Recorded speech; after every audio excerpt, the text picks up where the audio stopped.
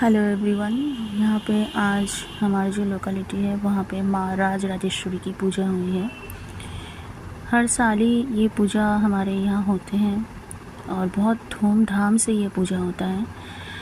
और यहाँ पे इस पूजा के लिए यहाँ पे एक बड़ा सा फंक्शन जैसा 7 दिन से होते हैं। फंक्शन मतलब मेला जैसा एक 7 दिन से होता है। बहुत ही धूमधाम से पूजा होती है। आप लोग देख ही रहे हो माँ की इतनी अच्छी सजावट के साथ साथ वो एक मंदिर में मतलब माँ की पूजा होती है। हर मतलब सबकी मनोकामना माँ पूरा करती है और सभी लोग यहाँ पे मतलब माँ की बहुत अच्छे से मन से माँ की पूजा करते हैं। आप लोग का मतलब इसलिए मैंने आज जब पूजा करने के लिए गई थी मैं ये वीडियो करके लाई हूँ कि आप लोग भी देखिए कि कितनी अच्छी तरह से माँ के मंदिर और माँ की पूजा यहाँ पे हो रही है। और ख़ास करके माँ की जो सजावट है ये सब आप